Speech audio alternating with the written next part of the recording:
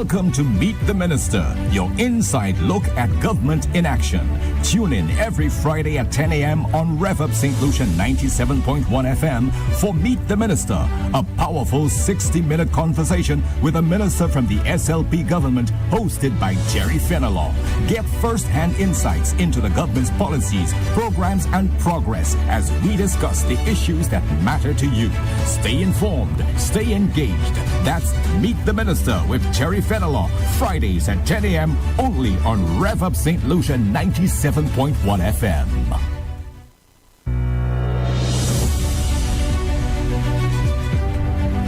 It's now time for Meet the Minister, hosted by Terence Fenelon. Terence, a very good morning to you. Very good morning to you, Andre. Nice to be back. Just going a little closer to after this long Easter break. I mean, that was a long weekend. We couldn't be here on Good Friday. Obviously, we observe a Good Friday, a religious holiday. Respect those of the Catholic faith. And so we took the break, rightfully. Now, there'll be no minister in this morning. We have my special friend with me, the PRO of the party, Lisa Jawahir. Yes, we like to flow, we like to vibe. So, but we will be looking at the budget. We are coming from the budget debate. Well, it's ongoing. Now, we could not have a minister this morning because I think it would have been disrespectful to the public. And a little, we cannot tolerate that level of indiscipline. They are paid to be in the house to discuss the people's business. And so it would not have been wise for any one of them to be here. That level of, I think, disrespect to the public would not be tolerated. However, in the absence of that, we can flow, we can discuss the budget, because I know a lot of you are not tuned in to the House of Parliament. Many people do not follow the budget, but at least we can discuss a few things. Now, housekeeping, the last time we were here, Andre, the discussion went on very nicely. And when it was time for calls, we couldn't take calls. And I was excoriated. I mean, the opposition had the field day. I didn't allow calls. No, it was not deliberate. I do not do these things deliberately. This is, as I said, this is an area, well, not the hot seat, but when we have discourse, and the lines must be open, because the ministers must account for the stewardship. And I know you have a lot of questions. I hear the questions, I read them on Facebook. Legitimate questions, yes. Some of them I know people for the politics and stuff. I understand that, and that is the nature of the game. You know, politics is adversarial. You want like I hear a caller say, they must account for CIP, yes, but 6 years ago, for 2016 to 2021, there was no accounting, and you were all right with that. I'm not saying that you are wrong. You have to call for account, but you have to be consistent. Consistency is important. Now, let me just clarify something very quickly. When I was there the last time, I said, yes, the Honorable Emma Hippolyte had a secret meeting. But I said she never had a secret deal. I know the flubbers were all up in arms trying to make me look like a liar. I'm no liar, because if you play the tape, I also went on to say that Auntie Emma, the Honorable Emma Hippolyte, was in no position to sign any secret deal. And we mustn't be afraid of the word secret, you know. Secret just meant behind closed doors. And all of our deals, so to speak, they start with discussions behind closed doors, already in secret. It is only when the deal is arrived at, something has arrived at, it's made public. So I don't understand why people are getting, you know, the underwear tied up in knots because it's the optics of these things. Yeah, optics. No, she said it.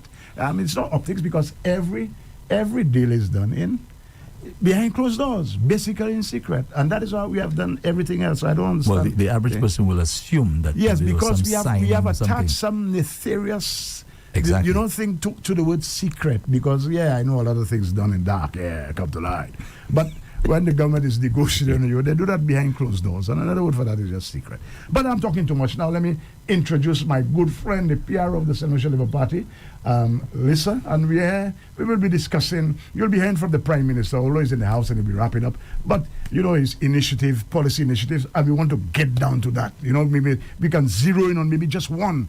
And you, the public, you could call in, because there might have been some things in the budget you like, some things you don't like. That's the nature of the game. So let me hand over to my friend Lisa for her little introduction there. Good morning, Terry. Good morning, Andre. And morning, good Lisa. morning to your listeners on Rev Up. A special good morning to those of you out in the diaspora. I know this station is listened to very widely. Thank you. And of course, we want to thank those persons who have decided to tune in. Yes. My role here today is to really add my voice to the budget, to the policy proposals Right. proposed by Honorable Philip J. Philip J. Pierre, Pierre, correct. Prime Minister and political leader of the St. Lucia Labour Party. And Terry, I must say, even when I heard Prime Minister Honorable Philip J. Pierre made those pronouncements, and I was seated behind him, I was flabbergasted. I was beyond words because, I mean, I'm saying every budget, year after year, Prime Minister adds some sprinkles, he adds some icing to the cake, and I'm like, what could he possibly do this time around? And then, lo and behold, the things that St. Lucians have really been asking for. And I know we're going to dive a bit deeper into some of them. And I'm really excited to have this conversation with you. So thank you for having me. Of course, like you mentioned, all MPs are in the house giving support to the other MPs who are presenting today. Right. That's right. So we Andre, I do not think we. Oh, just before we go, I listen to some people and they're like, it's an election budget. Then his last 4 budgets were election budgets. Then, because one of the promises the Prime Minister made, Andre, if you listen what he says, as the economy improves, I will be giving more. That's a sincere man. He said, I mean, we're doing it now. We have stabilized the economy, etc. We are paying down our debt. And he made the promise to St. Lucians, not to SLP supporters, to St. Lucians. He said, as the economy improves, I will be doing more. And today I'll focus, when we listen to the policies, I will focus a little bit, maybe on education and maybe something else. So, Andre, you have one of the audio clips there. I think the first one, the policy initiatives. Let's play that for our public, and then we'll have a deep dive into that. Would you disturb it or anything? Or No, we're not play? disturbing. Let's play. Okay. Mr. Speaker, I now move to some new policy proposals. Mr. Speaker, the following policies proposals are expected. Construction of the George F.L. Charles Monument will be completed. The National Archives will be renovated with a view of moving it to a proposed National Museum. Construction of the Rock Hall Housing Scheme, approved by planning on the 19th of March 2025, will commence shortly. A $5 million allocation will be made to the National Housing Corporation for the construction of condominium-type houses at Talvon in Babonneau. Construction will begin in June 2025. Preliminary designs for the Ramon Polio Theatre to be located at Bellevue in the Bellevue Human Resource Development Center in Viewport have been completed and construction of the theater is due to commence in July 2025. The renovation of the Ansari Entertainment Center at Pittibook, the former National Skill Development Center, will commence next month in May 2025. Construction for the home for the elderly in Soufrière will begin in July 2025. Funds have been secured for the construction of the Soufrière Administrative Building at the site of the Town Hall. A 10-year passport will be introduced at no extra cost.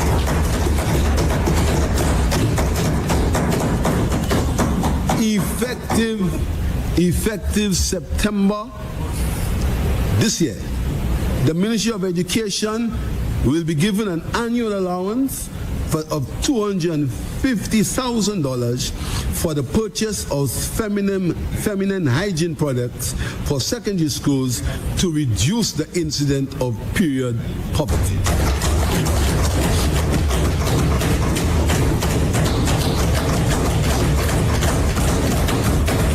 Effective the new academic year, government will pay an additional 2 CXC subjects for students.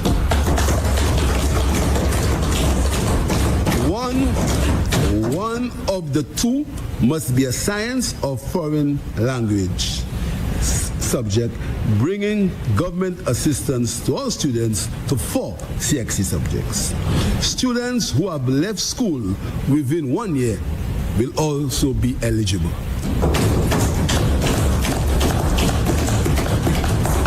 Nurses who have completed their training and upon satisfactory completion of 2 years of employment will be entitled to permanent employment provided they have been approved by the relevant authority. Government will invest in nurses attending the Upper Lewis Community College to assist with the supply of nurses for the academic year commencing September 2025. First-year nursing students will receive $2,500 tuition support. Second-year nursing students receive $2,500 tuition support. And third-year nursing students will receive $5,000 tuition support.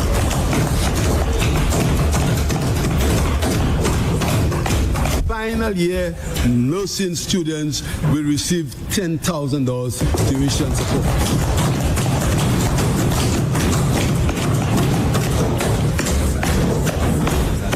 Airport service charges for Caribbean travel will be reduced by 50% from the 1st of June to the 31st of December 2025 in the first instance.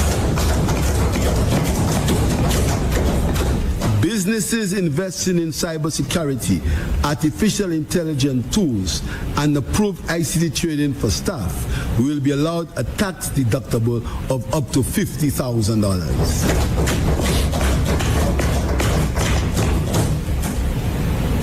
The current tax amnesty will be extended to taxes due up to 31st December 2023. The current tax amnesty program will be extended to the 1st of May 2026. The program will also include fines and penalties for late corporation filings at the company's registry. Bakers will receive a rebate on bulk gas purchase.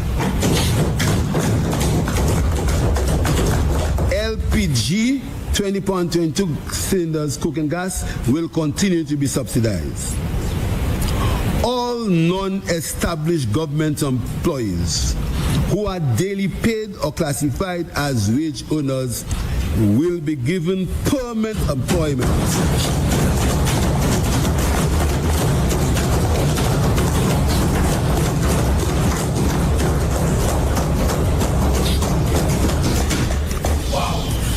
All government wage earners will be given permanent employment after 2 years. Over 1,900 workers on contract will benefit from this measure.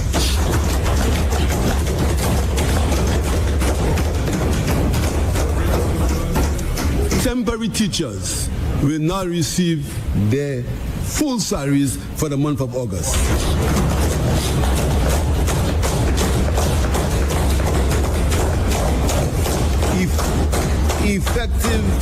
Effective January 2025, income derived from pensions will be tax-free.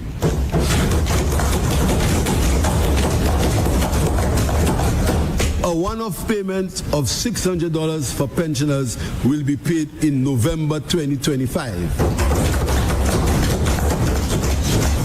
Effective 1st July, the NIC will increase pension payments in line with the Consumer Price Index.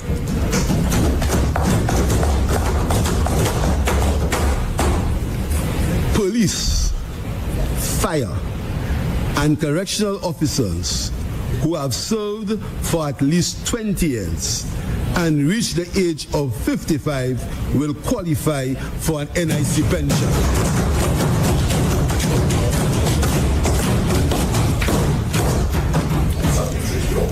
Effective 1st May, next week, the price of fuel will be capped and shall not exceed $16 per gallon until 1st of July 2026.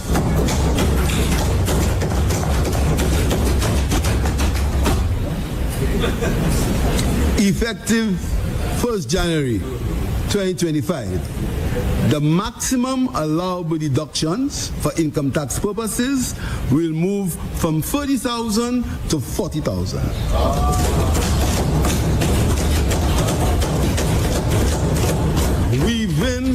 Within that cap, individual allowances will be the maximum child allowance, $5,000 per child under 18. Dependent relative allowance, $5,000. Mortgage will move to $40,000. University education to $10,000. Credit union shares and savings to $10,000. Investment instruments through local and regional institutions to $10,000, all within the cap of $40,000.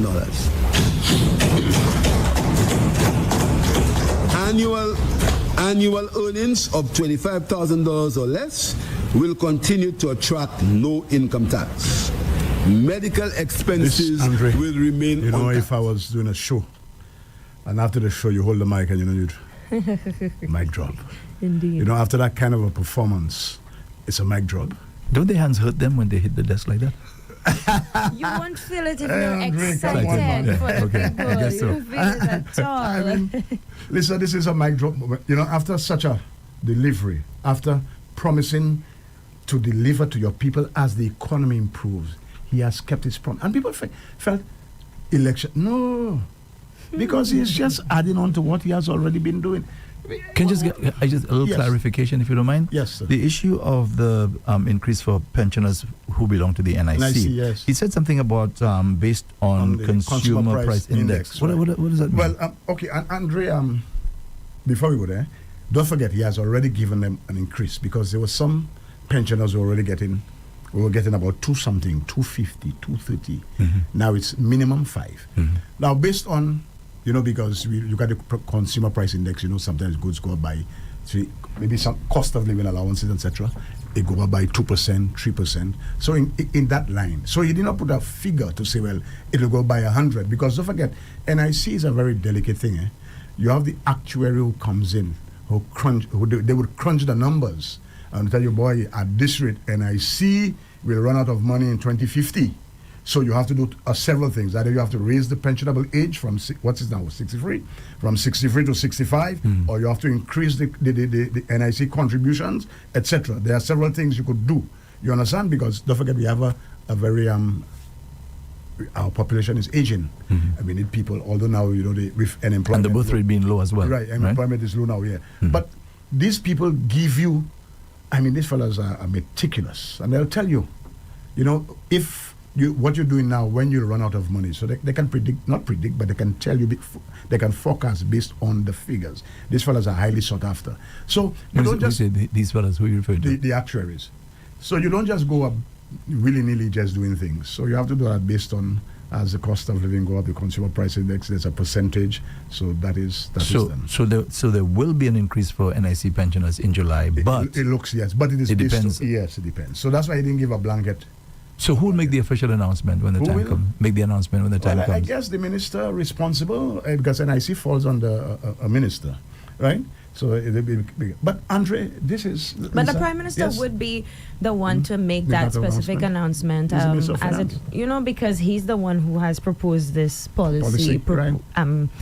this policy for the people. Now, Terry, there Yeah. are some things that really jump out at me, and I know we want to open the lines for Yeah, calls we want to very open the early. lines because I But- did them a disservice the last time I was here. Yeah, but there are some areas that when you heard the Prime Minister's proposals, you would go, oh yes, that's true, that's needed. Right. And I can tell you, so number 25, police, fire and correctional officers who have served for at least 20 years and Right. reached the age of 55 will qualify for an Of NIC pension. pension. Remember back in the day it was 55, then it was changed to, Changed. and the police were there for more than 20 years will tell you, okay, I'm waiting 55, I'm waiting to 65. And now they are waiting till 55 to be able to qualify for their pension. And that is such a remarkable thing, because we are looking at over 1,500 persons in the police force who will benefit from that, or at some point or the other. And, a significant amount benefiting from that even as early as this year.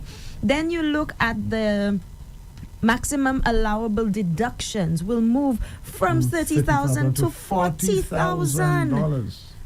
Effective January 1st, which was January that just passed there. So when Andre files his taxes, he'll get a significant relief. Andre, you'll get a good, how do people call it? A good boy. You'll have ching-ching in your pocket. Again, the pensioners will get $600. And then the Prime Minister will tell you that pensions will now be tax-free. Tax-free. But let's look at another thing. 1,900 government workers who are what they call it, daily paid. They're on wages. Right? Mm-hmm. These people cannot really go to courts. I'm using, sorry if I can call, or an establishment to get a loan to get their stuff.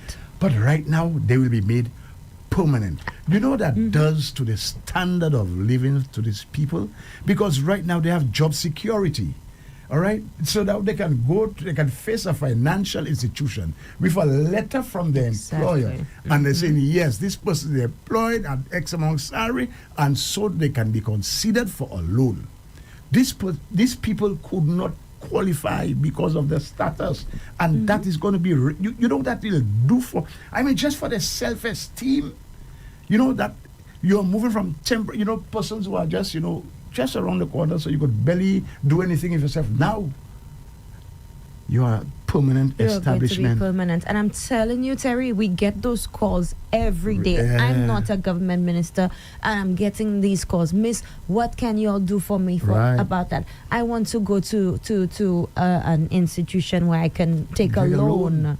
I want to get a mortgage. I want to start a family. I want some stability in my life, but I cannot do that because I don't have, that's job security, as you mentioned, that is comforting to somebody who would give me that finance. I could tell you, in my previous life, I would have had to take calls from financial institutions, whether it be the credit union stuff, because I would have an employee who is temporary, and the institution would not. No. And then I would have to tell them, listen, this is a situation, but because there I'll have to come in and say no. And I'll like explain and say no. Listen, based on everything, that person will be continuing with a view to making them in the long run. And they'll tell me, okay, Mr. Fernando, on your word, I will take a chance. But without that, they'll just be there. They cannot get a loan to buy a vehicle. They will not be able to buy a piece of land, anything. But they have the comfort in giving them my word. I'm saying, listen, yes, I know this person. She works with me. He works with me. Yes, it is true that is the status now. But blah, blah, blah, blah. And to her, that now temporary teachers will be getting the August salaries. And I was just about to tell you, Terry, we need to go to that part that you are so passionate about. Yes, because it felt like that budget really spoke for students righting and wrongs. persons in the educational sector. So let's do this education thing. Already the Prime Minister is already paying 2 subjects, Andre. Math and English. Well, your son went to St. Mary's College, so you have to pay a chunk of change. He wrote, I'm not asking you, maybe 7 or 8 subjects, because this college boy is bright. Like a lot of subjects, but there are 7 or 8 for the least. 7 or 8 for the least. And then you have other schools where, so they're already paying English and math. And he made the statement on the back somewhere. Now, I was honestly in the budget when somebody asked me what I expected. I said he'll be paying 5. But he came with 4. Now that tells me something. It tells me that's a prudent guy. He's looking at the numbers. So he doesn't want to just go willy-nilly and then down the road, you can. So he says 4. He said 4. So you have already math and English. You do 2. One of them must be either a foreign language or a science subject. And how strategic is that, Terry? Oh, man, let me tell you considering that the additional subjects that the government will pay, one would be a foreign language, which can allow you to compete or be as competitive on a global market. Correct. And one is a science subject. Why? Because The world is demanding STEM, science, STEM, technology, technology, engineering, and mathematics. The Correct. world is demanding Demanding that. that. We're seeing a lot of our females, a lot of our young female students getting into these areas. Yes. But you have opportunities in larger countries where you get scholarships, where you get extended stays. They're really out there looking and scouting for persons who have that. these areas of Right. qualification. And so he set the benchmark and said, and we have to raise the bar, Andre, for our students. Indeed. And I was listening to another talk show who said he was not even aware that there were some students who couldn't pay. Let me give you a story, Andre. Listen, an anecdote, short anecdote. I remember this guy, this young man, father of 2. He came to the office. It was crunch time. You have to pay, the deadline is approaching, and he had no money For CXC, for CXC. payments. Yeah, don't forget, he had 2 students, 2 children, and he sat across the desk. And Andre, that was one of the few times I saw a gentleman, burst into tears because he could not afford. Now in my heart, I am okay because I know we will take care of him. But to see it, and he was, I always kept some tissue on the front left-hand corner. I took it out, and he broke down, Andre. He couldn't afford his children. And I'm there. I'm not panicking because I know the children are right. But Terry, Because I do you where the know money is that coming there from. are hundreds of persons who Like have that. gone through that? Yes. And even those It's you multiplied. pass on the street who are just so bright, they're so intelligent, but they could not have finished secondary And school. some people are saying that this is a ruse that the price. He is already paying 2. He has gone to 4, and I believe in the next, as things improve, he'll go to 5, which is basically the minimum that you should, And soon 5. our children will not Not have to pay. You understand? He's already given laptops. He's paid facilities fees. And I do not even think the ministers understand how impactful that is, the facilities The fees facilities that they fees. are paying. When last you heard a school in a barbecue? A teacher. Sometimes you have a barbecue and you barely make They have a $1,000. fundraiser, right. But right now, the Prime Minister, this guy, his mom was a teacher, so I guess he understands that perfectly. He has decided to pay facilities fees for all children, not some, all. UWP, SLP, PPP, no P, everybody. You just send the list, how many students you have, Mr. Fernando. We have 550. They apply the formula, you understand? Chunk of change. That runs the school. So teachers, and they don't have to hustle to. So that is remarkable stuff. And I listen to the temporary teachers who now could be. August is coming, so now they don't have to go and get another job. Let me tell you, Terry, in your analysis, how many teachers you think will be impacted Oh, quite a few. by that? Quite a few. That is just Quite a remarkable. And it doesn't matter if you come from university for a degree, if you don't have the teaching certificate, you're temporary, Andre. Even if you have your master's degree, you're temporary. You have to go to the MONA, you have to do the certificate, teacher straight, the CETED. Other than that, you're temporary. So you have a lot of teachers who have degrees, etc., and they're not qualified. All right, basically, they don't have the professional certification, and they're temporary. So every August, they have to. Well, I was about to use. Can I use the word scrunt? Personally, they have to look for a job, so they have to come and tell Andre, give me a part-time job as an announcer. So. Because, that Andre, when you get your last means, salary in July, the next one you get in is either September or October, And end of September. Yeah. October. So, and if the principal does not send your paperwork in time, you're looking at October. So that's a long time for you to be without money. And these people are still working. They go to workshops. You understand? They attend workshops. They prepare and stuff. And so that was a wrong that was made right. Indeed. And our students, Andre, this is a great time to be a student. You have 4 subjects being paid for you. You have facilities fees paid for you, etc. Great time to be a student. So I applaud the Prime Minister. And people want to figure that the Prime Minister is mamagaying or trying to. No. He has been doing that already.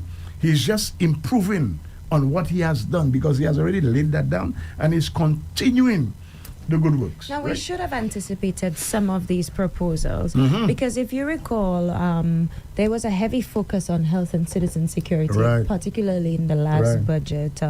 Infrastructure, you have infrastructure and development of our health and citizen security. And this year's budget's theme is enhancing our infrastructure for security and prosperity. Right. When you look at these proposals, very strategic as they are, you look at number 12, which was presented, nurses who have completed their training and upon satisfactory completion of 2 years of employment will be entitled to permanent employment, Again. provided they've been approved by the relevant authority. That is not something that existed. And we talk about having a shortage of nurses. We talk about not having adequate resources for the nurses. And then Prime Minister continues, when you thought that was it, Yes. it's as if anybody can be a nurse now. I remember growing up, somebody look at me and say, you're going to be a nurse one day. I didn't realize eventually I'd take care of people in a different capacity. But this next policy proposal says, government will invest in nurses attending Arthur Lewis Community College to assist with the supply of nurses for the academic year September 25, that is this year, If you're going to nursing school for the first time, you get $2,500 tuition support. Correct. For the second year, you receive $2,500 again. For the third year, you receive $5,000 tuition, because it used to be about 1,000 or a little above that. You receive 5,000, and in your final year of nursing school, you get $10,000, which is your full payment for your final term. That is your full payment for your final term. This is a time to want to be St. Lucian. This is a time to want to take care of your nation. This is a time to want to be a nurse. If you've had a dream of being a nurse, the government is education. pretty much funding the bill for that. And he didn't even mention that, but already is instituted UniPass.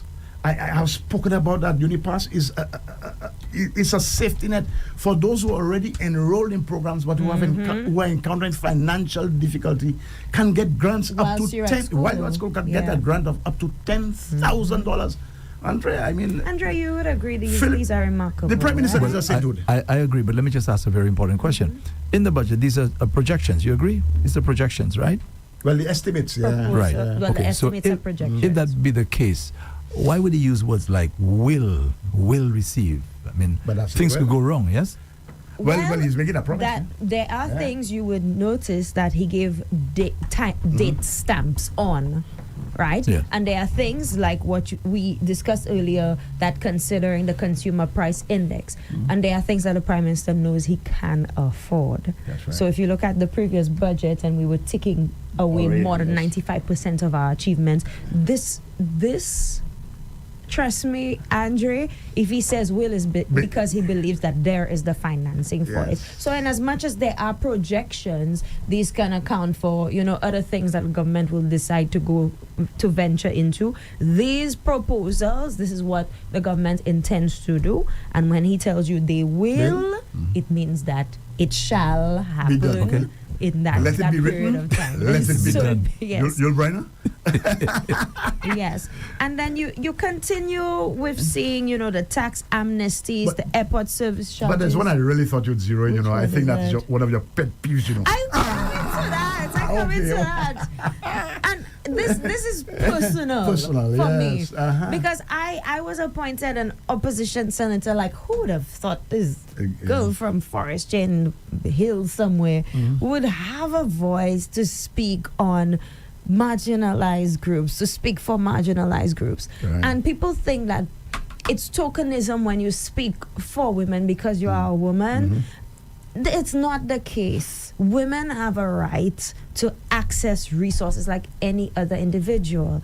But we have to understand and respect and agree that our strengths are different, our qualities are different, who is built with a little more emotional intelligence, who is built with a little more muscle. We understand our God-given differences. That's why there's a distinction between man and woman. But there are things a woman cannot control. And Andre, personal stories I know of where I was going to secondary school.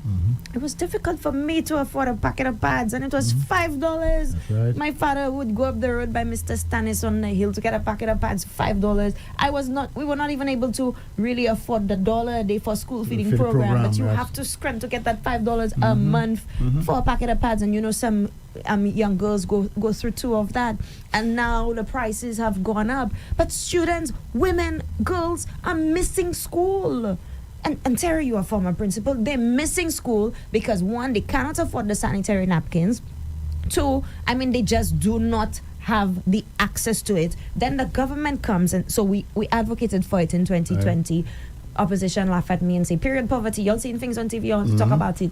And I'm saying, but these are real issues that I can relate to. I understand what this is, and I understand how, and I'm going to say it on radio. There are people who would go to school with cloth. Yes. There are people who go to school with newspapers. People don't understand that they also have to use their own uniforms. Young girls, up to a day like today, are still going through that. So when you are seeing the intervention of the government, that effective September this year, Ministry of Education will be given an annual allowance of $250,000 for the purchase of feminine hygiene products for secondary schools to reduce the incidence of period poverty. That makes me so emotional, because the government understands that putting that in the schools, in as much as your parents may not afford it at home, you have it in school, you can go to school.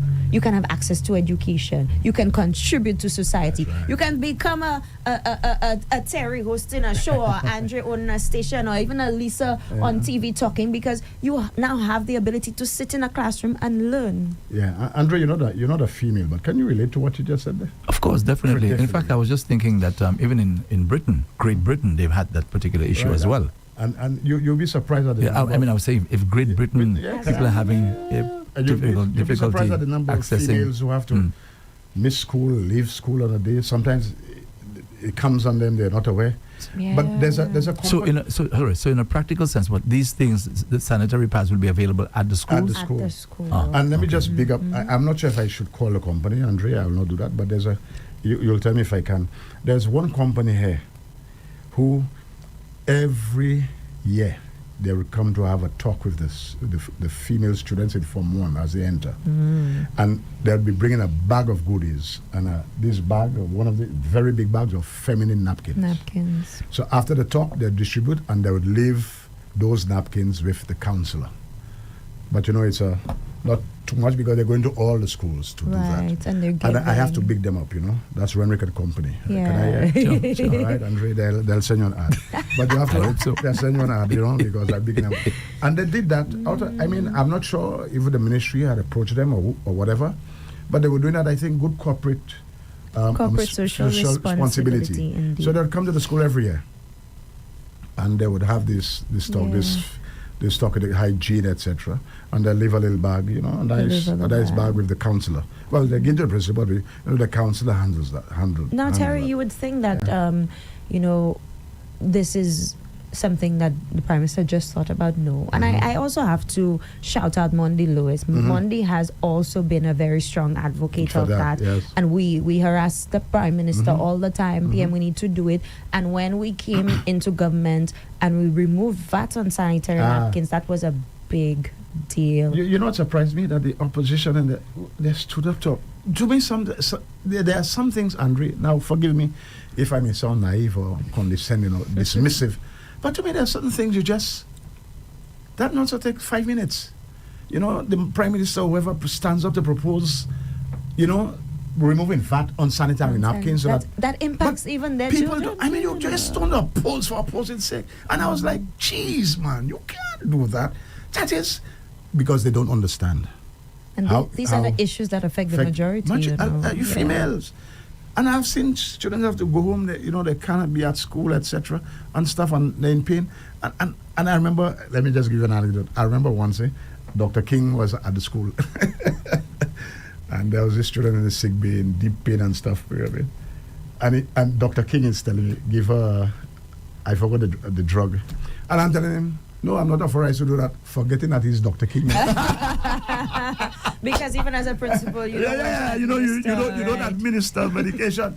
But there is a doctor. He came on I think on rice business or stuff, and we were discussing. I forgot the man is a medical doctor, And the man, he saw the female, thing, and he says, okay, Mr. Fulano, give her. I say, hey, You have Dr. to be King, so I cannot do that. careful, yeah. And then but I held my head because that was just a nice time, And I say, hey, boy, Dr. King, look at that. You are medical. That thing is so ingrained with me. We don't administer medication, and we just called, and we had this beautiful relationship with the health center next door. So I just picked up the phone, called the health center, and you got the nurse, the head nurse came right along with the medication to administer. But you see, there are some things people don't understand. And some politicians, you mustn't just oppose for opposing's sake. You don't do bad. Support the government. That was an initiative. I think everybody, that should have taken 5 minutes. That took almost an hour or more. Yeah. People debating and remove the VAT on sanitary napkins because our students needed it. You see? Anyway, listen. It's quite interesting because these things are timeless. It won't be solved today, but these policies will remain as long as the SLP is in office, because we understand those issues that affect how we treat persons among us. And right. Nelson Mandela speaks of, you are judged by how you treat the lowest among you. And I'm talking about experiences where you have to cut the end of the toothpaste and pass your toothbrush in there, or you don't have toothpaste and you have to use blue soap. Let me tell you, Andre, real hard life that people to this day, are seeing a way out of, and hats off to the Prime Minister. Now, you're a former principal at Babonneau Secondary School. Right. And I want to ask you your feedback on something. Sorry to disturb you. Don't forget we promised to take calls. So after this one, yes. We'll take the calls. We'll open the lines. We see that the government is now making an allocation to the National Housing Corporation of $5 million for the construction of condominium-type houses in Talvin, Babonneau. Talvin is right across there. Right, that's right in the heart of Babonneau there. I know the area very well. I know work hard begun. Now, I know people say, well, it all started there. I understand that. Sometimes you stop things and, you evaluate. And I have always in this particular case, I believe the contracts needed to be yes, I'm saying so. I was just about to say that. I believe there must be continuity in government, Andre. It doesn't matter who. If something is good, yes, sometimes you may stop to evaluate and look to see if you're getting the best. Because this direct award business, I don't support it. I do not support this direct award business. I believe in competitive bidding so that you get value for money. You understand? We must go back to that. The central tenders. Well, with direct awards, for emergencies, only when it's emergency. There's a hurricane, roads are blocked, etc. I understand. That is the intent. And especially if there's a particular contractor who has these resources. That's only. Right. You mobilize this thing and you get a hurricane. You clear the roads. You clear this. You clear that. But under normal circumstances, be careful of that. Now, as I want to say something, but we have to, we'll open the lines, Andre. I don't know the numbers, Andre. I can give that, no problem. Uncle Andre will give the phone numbers. Are you ready now? Yes, we can, yes. Beautiful. And we can take the calls. Okay, the fixed line is 572-9710, the fixed line, 572-9710, or the WhatsApp platform, it is 287-0971. Yes. 287-0971. That's the WhatsApp platform. Now you have somebody on the WhatsApp platform already. Already? Okay, let's take it, Andre. Let's roll. Yes, good morning. You have to use your headphones. Use my headphone. Yes, we have to use you as well, Lisa. Sorry about that. Yes. Yes, good morning. Good morning. Morning. Yes, I'm talking about the government pensioners, right? Now, during February of this year, the government gave government pensioners, those that retired, those that worked and retired during 2022 to 2025, and they were given back pay and a salary increase. Now, I heard that during that time that the government said that government pensioners that retired before 2022 will be getting a salary increase in July. Now, I have not heard that for the budget. I just want to find out if that is still on, right? That's government pensioners that retired before 2022, that they'll be getting a salary increase in July of this year. I heard you say that during that time, but I did not hear for the budget. I only heard about one-off payment for November. So I want to know if that salary increase for the government pensioners who retired before 2022 is still on. I want to find out. I want to know. Okay. Thank you, caller. Thank you. Right. Now, remember we came in and we gave the increase where government pensioners would make no less than $725. So that's already in effect. And what the Prime Minister is proposing this time around is in addition to that. So it does not mean that it's not happening. It just means in addition to. So the one-off payment of $600 for pensioners will be paid in November of this year. That's in addition to the promises that the Prime Minister has made. Okay, you have another call? All right, let's take it. Say hello to your Hello, listeners. sir. Yeah, let's go. Hello. Good afternoon, sir. Good morning. Morning. I'm lost there. Morning. Yes, good morning, Terry. Good morning, Andre. Morning. Good morning. Good morning. Yes. Jawai, what's the name? Lisa. Good, thank you. Lisa. Jawa here. Okay. I am so thankful for what I'm hearing. I don't know. I just don't even know what to say. But I am very thankful. And when I heard about teachers who are on temporary appointments, yes. getting money during August, I say, well, I should be a teacher now. Yeah, I should be in the teaching profession, but still, I am satisfied that I am a retiree, and I will be getting a little $600 in November. That's right. Yes, I am satisfied. I am not there for too much. Whatever I get, it's good. It's good. And if the time comes when they will be increasing, as the gentleman said, increasing your pension, your pension retirees. Yes. Yes, you will be increasing. I will be satisfied with that too. So little by little, whatever we get, let us be satisfied. Right. Yes. Gratitude. Let us have the attitude of gratitude. And thank you, because we were not getting it. We never had it. Whatever we get, it's okay, because we were not getting it. If you are retired, you're retired. You never get a cent. That's true. All right. So thank you, Prime Minister and your cabinet and all those who were involved in making it that way. So Thankful. I Thank don't know you. for others, but I am thankful. Thank you for your Thank you very call. much. We have another call. Please Hey, say Mike. good morning to you. Good morning, caller. Come in. Rev up. Meet the minister. Oh, I think we lost that call. We lost that call. Sorry about that. Let me just give the numbers again. The fixed line is 572-9710. Fixed line 572-9710, or you can WhatsApp 287-0971. The WhatsApp is 287-0971. We have somebody on the WhatsApp platform. Good morning, sir. Good morning, caller. Nice to have Good morning, Silverchair. you. Good morning. Good morning. Good morning, Lisa. Good morning. Hi. Good morning, Terrence. Good Yeah, morning, good morning. Andre. Good morning All right. again, Anthony. I just like to make a contribution to the subject. I've heard and I read it myself. I could have actually repeated everything you all were saying there. Like, it reminds me of like when I used to go to the Catholic Church and know all the prayers and everything the priest is saying. You swear I was a member Of the clergy. Exactly. Thank you.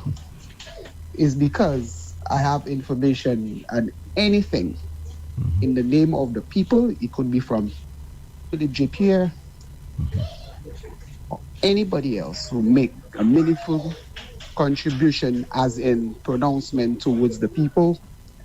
We need to applaud it, because when it's bad, we say it's bad. True. And to some people, bad news is good news. Yes. So that is whatever it is good in the interest of the people of St. Lucia. People, let's be thankful, because upateni achomlauni di Messi. Pas même Messi bodier, tant ça, di Messi. Mais on dit pour di Messi bodier, puisque JPN ni en l'été we a chesse mon côté il sa fait bagay primaire ba yo. Comme arrivé et puis moun qui ka travaille by gouvernement ni pris bénéfice puisque yo ka travaille by gouvernement. Mais c'est pour nous dire merci. C'est pas en faveur il fait nous. Non. C'est pas en faveur. Puisque il dit qu'on ça qu'il fait bagay primaire, bali en chance.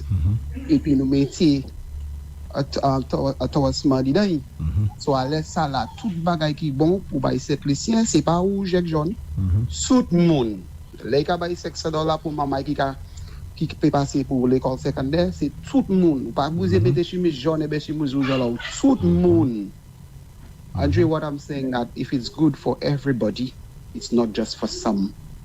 Most times it's for some, but it's for everybody. Okay? Thank you. Everybody. Thank you very much. So the JPA and the cabinet of St. Lucia, I wish you all well and believe in the Creator and ask Him for the wisdom and the courage to move this country forward. We need it. Thank you, Thank caller. you. Thank you very much. Thank you. We have another call? Oh my word, my producer is going to be angry with me. We had a clip to play, but we'll do that another time. Yeah, let's take the call. Welcome, caller. Good morning. Good morning to you, Terry. Good morning to Miss Lisa Jawaye. Hi, good morning. Yeah, good morning. Morning, sir. Very good. Just a quick question I want to ask, and maybe if you have more information, you will answer as I drop the line. I'm concerned about that road in Grozile, as everyone's speaking about the horrors of the traffic. So one of the things that came back was the plan to continue the falling highway from Stock to Grozile. Now, what I've heard before, one of the conditions that the people that were supposed to release the funds was asking for is that the government had to secure the money to pay the land that they would need to acquire to continue that road. So I want to know, since we're going back with it, will the government get the money from that same loan to pay whoever they're going to acquire land from, or if there's a different condition in that? Thank you. Thank you very much. Maybe Andrew will give me a few minutes at the end of the program to deal with this, because this is one of the, what I call the legacy projects of the Sekeni Anthony administration. Wonderful. To deal with this. In the meantime, you have another call. Yeah, let's take this other call. You have to greet your listeners. You know, when you tell me you have another call, I'm waiting for the call. Good morning, caller. Come in. Good morning. Good morning, Andre. Good morning to Lisa, and good morning to Terry. Morning, sir. Morning, sir. Two things. The government has not really costed the budget. Andre, you asked a pertinent question when you said these are projections. And we know that is how budgets work, how governments work. And maybe 90% or maybe 95% of what was projected will not be accomplished. But what I want to ask the guests, with relation to the Talvin housing project, in the budget, the Prime Minister has allocated $5 million. But he did not tell us how many units would that $5 million build. We know the price of materials with all the taxes on building materials, the cost of labor, and so on. In my estimation, $5 million does not seem a lot to turn something for a housing project. So I would want your guests to tell us how many houses, how many units should we expect from this $5 million, one. And secondly, with regard to the passports, and the government has also announced that they will reintroduce 10-year passports. What we would like to know, what I would like to know, is whether there will be a decrease in the price of the passports back to what it was when it was 10 years. Thank you very much. Thank you. Thank you very much. I thank you very much, caller. I can make a comment on the question of the houses in Talvin. Minister Honorable Richard Frederick, Minister in the Office of the Prime Minister, will address this today in his rebuttal. So we look forward to more information from Honorable Richard Frederick, and that information will be shared with the public. As it relates to the passport, it says here a 10-year passport will be introduced at no extra cost. Now, the reason why we were paying the additional or the increase is because you have to pay for those security features where you are on par.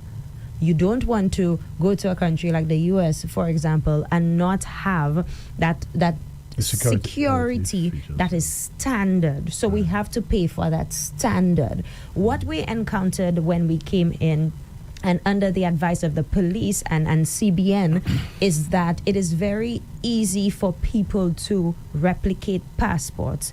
Some of the features that existed, it was very easy for persons to, for one, not necessarily hack, but to replicate that. Now, because we have become so advanced with these security features, we are understanding that it is even more difficult for even the best of the best hackers to replicate that. And that is why the Prime Minister is making this commitment that because we have gotten that data, that information that shows that the 5-year passports, we've seen and assessed how it works, we can now go to the 10-year passport, but we will not ask St. Lucians for more. It's just an extension of your expiry date. The security features remain the same until they change based on global standards. So to the caller, it will be at no extra cost. Any idea as to when that comes into effect? So that will be rebutted by the Prime Minister today. Okay. And it's... Let's take a final call, and I'll give you your 3 minutes to wrap up. Thank you. Okay, here we go. Say hello to you. Andrew, I have to get a He's waiting for the call to come in. Good morning, caller. Good morning, Mr. Filino. Good morning, Miss Lisa. Hello, good morning, sir. Good morning. Good morning, Andre. Good morning to you. Thanks for accepting my call, sir. You're welcome. Yeah. Miss Lisa. Hello. About the NIC, you said something there that the Prime Minister said the NIC will increase based on inflation rate or something, sir? I did not say that. The price index. The consumer price index, right. That's what the Prime Minister indicated in his budget. So will everybody get an increase? Those paying those paying NIC, yes. Mm-hmm. Okay, no matter those getting the bottom, I mean the floor on the roof? Okay, so let me read it. Effective 1st July, National Insurance Corporation will increase pension payments in line with the consumer price index. So what the consumer price index will be July or close to July, because it's set a little time before, that is what the NIC will use to decide what the increase will be, and that will be across the board for everybody. So say the price. So say the price of consumer goods goes up sky high. Then the NIC would have to give the increase based on the levels. Let me just look at the definition. The consumer price index is a measure of the average change over time in prices paid by consumers for a representative basket of consumer goods and services. Mm-hmm. So when they do the calculation, Andre, if it is 2%, 3%, that goes. And caller, it is for everybody. Flabo, labor, a blue wave, green wave, no wave, every wave. And the keyword there is average. So it will be looking at a period of time rather than today the price of goods goes up. But the average will be like a percentage? Yes, sir. So they will do that and they would apply it. You see, it's a formula. Yes, sir. And the last one, have the Prime Minister ever considered, because everything, there is a first for everything, for at least a bonus, a one-off bonus for all pensioners getting the benefit from the NIC, the same way you'd have the government pensioners will get a bonus in November. Have they ever considered that?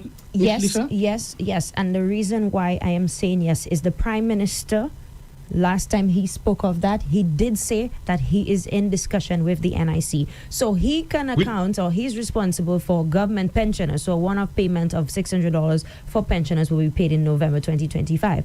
NIC, on its own, caller, would also work with the private sector and employers and private employers. And so the Prime Minister did indicate that that is a request that has come up, and he is having that discussion with the NIC to see what is possible. And caller, you have to understand that NIC is not when it's Prime Minister doesn't call, it's not like government pensioners. It's people in the private. Yes, so you cannot dictate to them. Exactly. And as I said earlier, these things are not done willy-nilly. You'll have to sit with the board, the actuary has to come in because they have to make the projections and see what it is that they can afford, etc. How will it impact the NIC? If they give X amount, will that take off 1 year?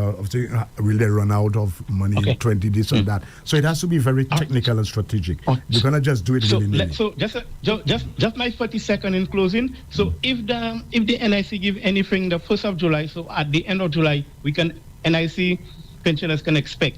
Well, I don't know. Something. No. Prime Minister did not state that there is any date as to NIC giving an increase to their pensioners who are non-government pensioners. As Mr. Fenelon indicated, the Prime Minister cannot dictate to private organizations and to the NIC to dictate that onto private organizations. He has control over what is happening with government. But as the Prime Minister, it is his responsibility to see what impacts the lives of the majority of his people and the policies he can put in place. And so having a discussion with the private organizations and the NIC combined is a very good step in the right direction, because we do not know if that is, and you also asked caller if that is going to happen this year.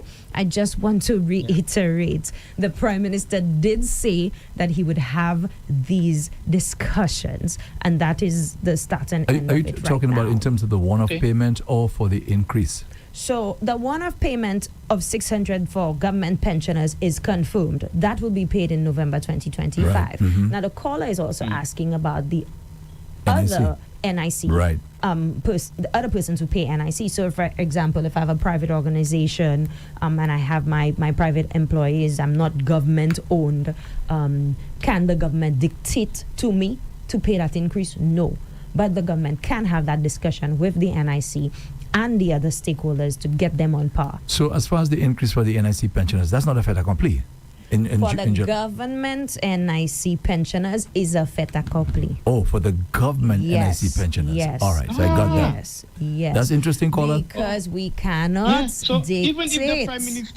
Even if the Prime Minister said that on the 1st of July, the NIC will give an increase that is not confirmed yet. Based on the consumer price index. Based on the consumer price index. There's no definite figure. He cannot say 5% or 2%. It's based on this. But Mr. Fenelon, what I'm saying, the Prime Minister said the 1st of July. So if the 1st of July, that means at the end of July, we're supposed to get an increase. That's correct. Correct. That is correct. I mean, logically, yes, sir. He just did not say what it was. The NIC pension. Government. 1 second, caller. Government pensioners. Let me the say NIC this again. pensioners. Yeah, go ahead, listen. Because the caller is saying a few things at the same time. And caller, I do not want you to be confused when you leave this call this morning. I don't want to confuse Andre either.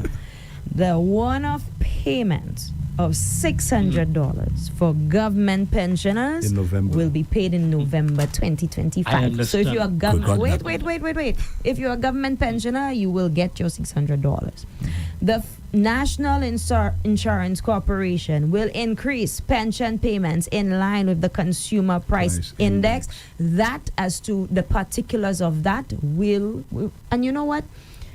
I will also make a special appeal to the Prime Minister for his rebuttal to clarify that. Yes. So persons, because I understand the genuine concern of this caller, and maybe a few other persons will feel the same way. So I will ask the Prime Minister to reiterate it, caller, for you, so you can understand the distinction, who will get what, by when you will get what, and what consumer price index means. Because sometimes we come on radio and we use these big words like actuary, and people in their salve trying to understand what's actuary. You understand there? And I'm going to explain it after the caller ends the call. But caller, I will allow the Prime Minister to give you that full explanation, but I just want to reiterate, $600 confirmed. Government pensioners November 2025, and 1st of July the NIC will increase pension payments in line with the consumer price index again. Remember, and that, I believe, is a follow-up to what PM said, when he was going to have these additional discussions. But the caller want to try to get me to do the Prime Minister's rebuttal, and I ain't doing that this morning. But it's a good call. We appreciate the caller. We appreciate that call. That was a good call. And it provides us. So we'd listening to PM's rebuttal this afternoon. So caller, Nice call. I know you always call Andre. So you want to get a couple of minutes? Andre. I'll give you 2 minutes. 2 minutes, yeah. Because they call about the highway. Andre, don't forget when we debated off. Well, I say we, the Kenny Anthony administration debated office. There were 4 what I call legacy projects. The administrative building in Vieux-Fort, which was supposed to have gone up to decentralize government services. The St. Jude, there was money to finish St. Jude, and we can have a debate about that. And vis-a-vis what happened. HIA, the PPP, which was scrapped, and everything was scrapped. And this, the QAT fund, the QATs would have funded the falling highway. Andre, before doing that, they were going to fix the back roads. The VACQ road, you know that road very well, Andre? Mm-hmm. People are afraid of that road because it's narrow. They would have fixed that. The Rivier Meter Road, that's the back roads. And I think the other, the Moshi, Labon, because all of these I'm familiar with the areas. Yes, yeah, you go there a lot. You know? The 2 of us. Oh, that was you?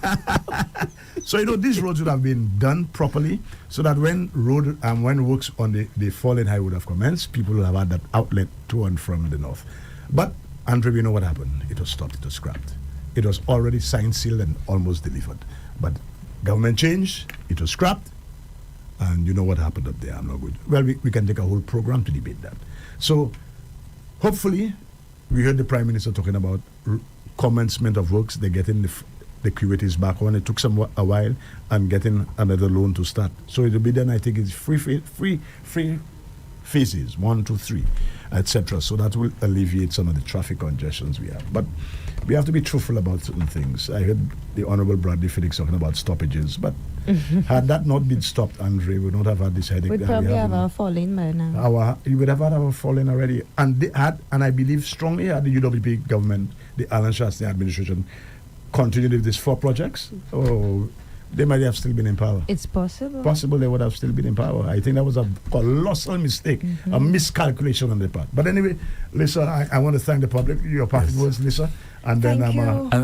And thank me for the extra 2 minutes. Thank you, Andre. Thank you. Oh my gosh, Andre, we may have to really consider extending this. I've said so already a million times. The calls are coming, and I appreciate the calls. I want to thank the callers for their contributions. Really very interesting discourse, and of course, I want to invite the general public to tune in right now. Parliament is live.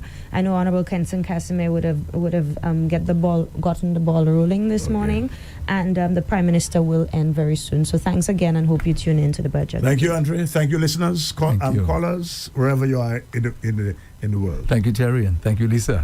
Until next week, Thursday. Yes. Sorry, Friday. Same time, 10 o'clock for another. You're doing a Terry now. You're forgetting where you are. Okay. All right, so this is where I come to the end of my shift here on Rev-Up. Thanks a lot for listening, and thanks for viewing. We have Kina coming on next. She'll be with you until 3 this afternoon. From 3 o'clock, it's going to be Zen the DJ. So do have yourself a nice Friday and a safe weekend. See you tonight down in Soufrière. Bye-bye.